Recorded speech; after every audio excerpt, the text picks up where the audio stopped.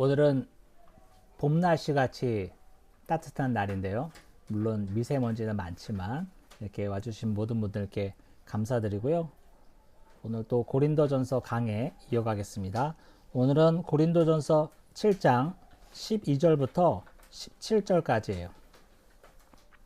성도의 이혼이라는 제목으로 한번 살펴보도록 하겠습니다. 12절부터인데 교독할게요. 제가 먼저 읽겠습니다.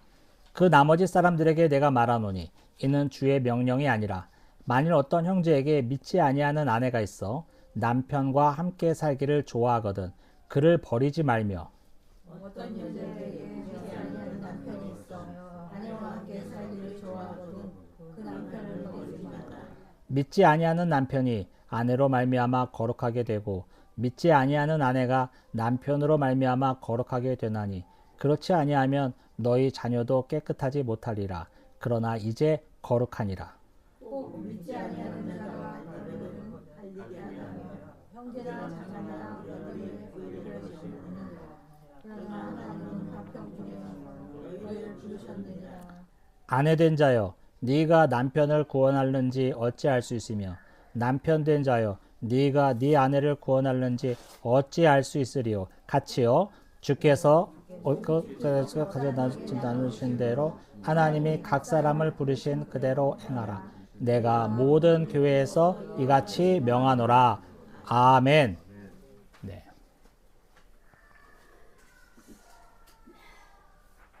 여러분, 고린도 교회에 어떤 문제가 생겨서 성도들이 고민을 했냐면 신앙생활을 막 시작하고 이제 교회 열심히 출석하면서 예배를 드리고 섬기다 보니까 믿지 않는 남편이 걸리게 되고 믿지 않는 아내가 걸리면서 고민이 들어간 거예요. 우리 교회, 한국 교회도 마찬가지죠. 대부분 우리 여자 집사님들, 권사님들이 믿음이 강하시죠. 우리 평균적으로 봤을 때 남편분은 평균적으로 봤을 때 자기 아내보다 믿음이 강하거나 신앙생활 열심히 하는 사람은 그렇게 찾아보기 어렵습니다. 왜냐하면 하나님이 주신 마음의 속성이 여성들에게 더 종교심이 커요. 일반적으로 얘기했을 때 그렇습니다. 그래도 믿지 않았을 때는, 교회를 다니지 않았을 때는 아무 문제가 없었는데 이 고린도 교회 성도들도 교회 복음을 듣고 교회를 섬기며 예배드리다 보니까 우리 남편이 교회 다녀야 되는데 우리 아내가 어떻게 교회 다녀야 되는데 라는 생각을 하기 시작했어요. 거기까지만 하면 좋은데 어떤 생각까지 하냐면 내가 우리 남편 때문에 믿음이 안 자라는 것 같다. 우리 남편만 보면 받은 은혜도 떨어진다. 마찬가지예요. 거꾸로도 마찬가지예요. 내 아내 때문에 내가 진짜 신앙생활에 방해를 받는다. 아내가 없었으면 더 열심히 교회 생활 할 수 있을 텐데 라는 생각에까지 가게 됐어요. 그러면서 결국에는 헤어져야 되나? 갈라서야 되나? 갈라서면 더 열심히 교회를 섬길 수 있을 것 같은데 더 자유롭게 주님의 몸된 교회를 섬기면서 신앙생활 할 수 있을 것 같은데 라는 생각으로 빠지게 됐어요. 거기에 대해 오늘 사도 바울이 이야기하고 있는 거예요. 사실은 이런 문제로 2000년이 지난 지금 우리 한국 교회에서 똑같은 문제로 고민하는 가정이 얼마나 많은지 모릅니다. 그런 가정에게 오늘 시대는 2000년의 차이가 있지만 사도 바울이 어떻게 얘기하고 있는지 한 절 한 절 살펴보도록 하겠습니다. 12, 13절을 보니까 어떻게 나오냐면 바울이요. 믿지 않는 배우자와 함께 살 수 있다면 그냥 살아라. 이혼하지 말아라 라고 말하고 있습니다. 맞아요. 우리 남편만 믿었으면 내가 더 열심히 교회 생활할 텐데 이런 생각에 빠져서 아우 남편만 없었으면, 남편이 없으면 좋겠다, 이런 생각에 빠지기 쉬운데요. 우리 성경은요, 세상에서 도망가는 걸 말하지 않아요. 내 환경에서 도망가라고 말하지 않는다고. 하나님은 성도를 가정 속에 두셨고 그 자리에서 복음을 드러내게 한다 이겁니다. 그래서 믿음은 기존 관계를 끊어버리는 것이 아니라 그 관계 속에서 오히려 거룩함을 나타내라고 우리를 이끌고 있어요. 그래서 성도는 세상과 단절, 끊어버리는 존재가 아니라 세상 속에서, 우리 가정 속에서 하나님의 통치를 드러내는 사람이 성도라고 할 수 있는 거죠. 12절에 보니까 바울이 뭐라고 말하면 남편의 입장에서 얘기를 하고 13절에서는 아내의 입장에서 얘기를 하는 거예요. 여기서 중요한 것은 이 복음의 공평성을 우리 바울이 얘기하고 있는데, 성경은 남성과 여성을 동일하게 거룩한 책임을 가지라고 요구하고 있거든요. 이거 문구가 되게 중요합니다. 제가 지난주에도 말씀드렸다시피 2000년 전 사도 바울 시대에는요, 여성에게는 인권이 없었어요. 아무런 권리가 없었어요. 그래서 그때 시절로 얘기를 하면 아내는 남편이 이러거든, 이렇게 하라, 이런 문구 13절이 필요가 없어요. 남편은 아내가 이러거든, 이렇게 하라, 남편의 입장에서만 설명하면 돼. 왜냐면 그 시대는 다 그랬으니까. 그런데 바울이 똑 집어서 아내의 입장에서도 거론했다는 것은 남성과 여성을 동등하게 성경은 바라보고 있음을 알아야 합니다. 이 문구 하나에서도 우리가 그걸 느낄 수 있어야 돼요. 신앙은 중요한 말이에요. 배우자를 통제하는 도구가 아닙니다. 이런 분 많죠. 자기가 신앙생활 열심히 한다고 그렇지 못한 남편을 얼마나 구박합니까? 거꾸로도 있어요. 자기가 열심히 교회 생활한다고 그렇지 못한 뜨뜻미지근한, 심지어는 교회도 잘 나오지 않는 자기 아내를 구박하는 남편도 많이 있어요. 자식에게도 적용할 수 있죠. 아유, 우리 애들 어렸을 때는 그냥 교회도 잘 다니고 주일학교 생활 열심히 하더니만 머리가 커서 그런지 이제 교회도 나가지도 않고 그냥 속상해 죽겠어 이러면서 기도는 하지 않고 네가 그러면 되겠니? 이런 말 속에 뭐가 있는지 아세요, 여러분? 자기 체면이 걸려 있어요. 내 아내, 내 남편의 신앙을 염려해서 야단치고 혼내는 것이 아니라, 내 아이의 신앙을 염려해서 아이를 다그치는 게 아니라 내 체면 때문에 그렇다? 나 그래도 교회에서 권사인데 우리 남편이 이렇게 교회 안 나오면 되겠어? 사람들이 나를 어떻게 생각하겠어? 내 교회에서 그래도 내가 장로인데 우리 고등학교 다니고 대학교 다니는 애들이 교회 안 나와. 그 아이의 신앙 때문에 염려하고 다그치는 게 아니라 자기 얼굴 깎일까봐 그런 경우가 너무 많아요. 신앙은 배우자와 아이를 통제하는 수단이 돼서는 안 됩니다. 오히려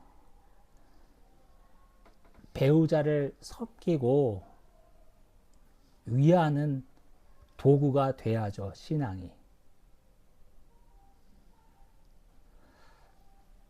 아주 우리가 생각해 볼 게 많은 부분이에요. 그리고 더 나가서 이제 바울이 뭐라고 얘기하냐면, 믿는 배우자로 가정이 거룩해질 수 있다라고 말합니다. 이 말은 사실 자동적으로 구원을 얻는다라는 의미는 아니에요. 하나님께서는 믿는 자로 통해서 가정을 복음의 영향 아래 두신다는 뜻이고, 그렇기 때문에 여기에 큰 위로가 있는데 믿지 않는 가족 속에서도 성도는 무력한 존재가 아니라는 것을 나타내고 있습니다. 여러분, 지금 이 순간에도 우리 교회, 한국교회 할 것 없이 믿지 않는 배우자와 가족을 위해서, 친지를 위해서 아침 저녁으로 눈물을 쏟으며 기도하는 집들이 얼마나 많습니까? 그런 걸 경험해 보신 분들도 있을 거예요. 그런 집에서 혼자 눈물로 새벽마다 기도하는 집사님, 권사님들. 그 자신이 얼마나 무력한 존재로 느껴지는지 모릅니다. 날마다 눈물로 기도하고 있지만 변하지 않는 남편, 변하지 않는 시댁의 그런 분위기 속에서 자기가 어떻게 할 줄 모르고 명절이 다가오잖아요. 제사상 차리고 또 제사를 지내야 되는데 그 안에서 얼마나 혼자 속이 끓고 말도 못하고 이거 내가 얘기한다고 이 집이 바뀔 것도 아니고 얼마나 자기 자신이 무력하게 느끼며 이게 정말 되는 건가? 내 기도가 상달이 되는 건가라면서 자괴감에 빠지는 경우가 얼마나 많이 있냐고요. 그렇지 않습니다. 그런 분들은 무력한 존재가 아니에요. 하나님이 분명히 그 씨앗을 통해서 그 가정에게, 그 집안에게 복음의 향기를 나타나게 하실 겁니다. 하나님이 분명히 일하실 거예요. 절대로 절망하지 마시고 낙담하지 마시고 더 기도하시면서 가정을 섬기시기 바랍니다. 그 방법밖에 없어요. 앞만 떠들어봤자 안 돼. 오히려 더 섬기시고 더 낮아지시고 삶을 통해서 섬기셔야 그것이 최고의 전도지가 되고 최고의 설교가 되는 것입니다. 절대로 그런 것이 땅에 떨어지지 않을 거예요. 분명히 켜켜이 쌓일 것입니다. 그걸 믿고 주님의 때를 믿고 인내하시는 우리 여러분들이 되시면 참 감사하겠습니다. 14절을 볼게요. 14절 보니까 이런 내용이 나와 있어요. 14절 하반부에 보면 자녀의 거룩의 문제가 나와 있어요. 이 거룩도 구원을 뜻하는 것은 아니에요. 믿는 부모 아래에 있으면 한쪽이라도 믿는 부모 아래에 있으면 복음적인 환경에서 자랄 수 있다. 또 하나님을 알 수 있는 특권적인 환경에서 자랄 수 있다라는 뜻으로 우리가 받아들이면 좋습니다. 자, 16절에서는 15절에서는 어떻게 말하냐면 바울이요. 믿지 않는 배우자가 떠나기를 원한다면 붙잡지 말라. 차라리 갈라서라 라고 말하고 있습니다. 이 말의 뜻은 뭐냐면 하나님은 우리를 평강 가운데 부르셨기 때문에 그래요. 이미 마음이 떠난 배우자. 그런 과정에서 뭐 하루 이틀 그게 이루어졌겠습니까? 벌써 수년째 부부간의 문제가 컸고 또 여러 가지 실질적인 물리적인 문제도 있었을 거예요. 억지로 살지 말라 이거예요. 하나님은 평강 가운데 우리를 부르셨기 때문에 맞아가면서 맨날 욕하고 싸워가면서 외도를 참아가면서 살지 말라 이거예요. 차라리 갈라서라 라는 말을 하고 있습니다. 매우 현실적인 이야기죠. 신앙은 강요로 되지 않습니다. 우리는 사랑을 증거하고 있지만 사랑으로 섬김으로 예수 그리스도를 나타내고 있지만 결과는 하나님께 맡기는 거예요. 내 뜻대로 되지 않는다고 해서 낙담하지 마십시오. 우리 성경은요, 하나님의 주권을 믿습니다. 구원이 인간의 노력으로 만들어내는 것이 아니라 하나님의 은혜로 이루어지는 것을 우리는 믿어요. 하나님의 주권을 강력하게 인정하면서 하루하루 우리 가정을 섬겨야 합니다. 믿지 않는 가정이 있다고 해서, 믿지 않는 배우자와 자녀가 있다고 해서 절대로 낙담하지 마시고, 여러분의 실패가 아닙니다.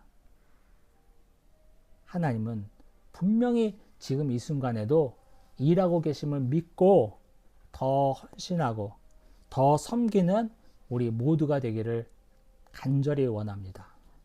16절을 보겠습니다. 16절 보니까 이 구절을 우리가 정확하게 알아야 되는데요. 네가 남편을 구원할지 어찌 알겠느냐? 네가 아내를 구원할지 어찌 알겠느냐? 이 말씀 때문에 힘들어하는 가정이 너무 많은데요. 이 말씀은요, 두 가지를 가르치고 있어요. 첫 번째 뭐냐면 소망입니다. 그래요. 불가능해 보이는 상황입니다. 내 아내가, 내 남편이 예수를 믿을 것 같지 않아. 내가 날마다 기도는 하지만, 새벽마다 눈물을 흘리지만 될 것 같지도 않아. 아니죠. 하나님이 분명히 일하십니다. 소망이 있는 거예요. 둘째 뭐냐면 겸손을 알아야 돼요. 겸손을. 우리 주권이 하나님에게 있음을, 특별히 구원의 주권이 하나님에게 있음을 절대로 인정을 해야 됩니다. 이거 인정 안 하는 분 정말 많습니다. 말로는 주권 떠드는데 받아들이지는 못하는 분 너무 많아요. 왜냐하면 주님이 꼭 우리 남편을 구원하실 거야. 성경에서도 믿지 않는 남편이지만 헤어지기를 원치 않으면 같이 살라고 그랬잖아. 너를 통해서 남편이 구원받을지 어찌 알겠느냐라는 말씀이 있잖아 하면서 두들겨 맞으면서 온갖 욕을 들으면서 외도를 하는 남편을 바라보면서 참고 기도하는 가정 참 많이 있어요. 실제로 저도 그런 가정과 이야기를 나눈 적이 있습니다. 그 집사님이 하는 말이 뭔지 아세요? 또 교회 열심히 다니는 집사님이라고 성경을 갖고 저한테 말씀하시는데, 창세기 2장 하나님이 짝주어진 것을 사람이 갈 수가 없다 라는 말을 하시고, 또 오늘 보면 말씀하시는 거예요. 내 남편이 내가 참고 기도하면 돌아올지 어떻게 알아요? 여러분, 제가 정확하게 권면하는데, 가정 안에서의 폭력, 언어적, 물리적 표현, 폭력 다 포함한 겁니다. 또 외도, 이거는요, 기도할 문제가 아니라, 신앙의 문제가 아니라 정신적인 치료와 법적 개입이 필요한 문제예요. 우리 정확하게 아셔야 돼. 제가 이런 뉘앙스로 몇 번 말씀드리죠. 신앙은요, 물론 신앙은 우리의 이성과 상식을 초월하는 거예요. 맞아요. 그런데 중요한 포인트가 있어요. 그렇다고 해서 이 초월이 우리의 이성과 우리의 상식을 외면하는 건 아니에요. 무시하는 건 아니라고. 이 뜻을 아시겠어요? 물론 신앙과 믿음은 우리의 상식과 이성을 초월하는 거지만, 이 초월한다는 이 말이 상식과 이성을 무시한다는 말이 아니에요. 그거는 밑바탕에 깔려 있는 거야. 상식과 이성은. 그 다음에 초월의 문제가 있는 거예요. 그러니까 제발 믿음을 아무 때나 갖다 대지 마세요. 신앙을 아무 데나 갖다 대지 마시라고. 상식과 이성을 벗어나는 것은 믿음이 아니에요. 무지야, 무지. 사도 바울이 두들겨 맞으면서 배우자가 이혼하기 싫다면 같이 살아라 라고 얘기하는 게 아니라고. 배우자가 숱하게 외도를 하는데 그래도 그 배우자가 같이 살기 원하거든 헤어지지 말아라 라고 말하는 게 아니에요. 아까 뭐라고 그랬어요? 주님이 우리를 화평 가운데 부르셨다. 우리 주님은 저와 여러분이 화평 가운데 살기를 원하셔요.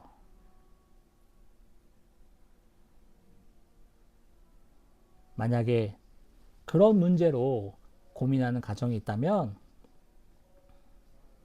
철저히 더 이성적으로 고민하셔야 됩니다. 철저히 더 상식적으로 고민하셔야 됩니다. 그 집사님 얘기 들으면서 제 가슴이 아팠어요. 우리 집사님 어렸을 때부터 평생 교회 생활을 했는데 그동안 그 교회에 있던 목사님들은 뭘 설교를 한 거야? 절대 그러면 안 돼요. 주님은 우리를, 저와 여러분을 화평 가운데 부르셨습니다. 17절이 오늘 본문의 핵심이에요. 여러분, 우리 각 사람은 하나님이 부르신 대로 살아가라고 명령하고 있습니다. 성경은 하나님의 섭리를 강조하고 있죠.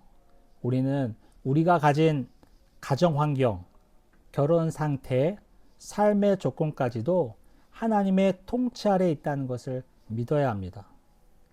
그래서 이런 생각하지 말아야 돼. 내가 우리 집이 이런 환경만 아니었어도,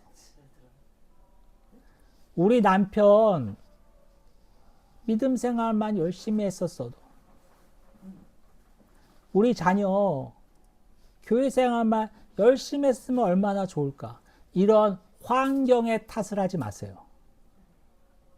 저와 여러분이 어떤 환경 안에 있든지 그 환경도 우리 하나님께서 우리에게 허락하신 겁니다. 거기에는 우리의 사명이 있어요. 하나님이 그 환경을 허락하신 목적이 있다고요. 목적이요? 이렇게 믿지 않는 남편과 으르렁거리면서 싸우면서 사는 게 하나님의 목적인가요? 네, 목적입니다. 그걸 받아들이셔야 돼요. 그걸 받아들이는 게 하나님의 주권을 인정하는 거예요.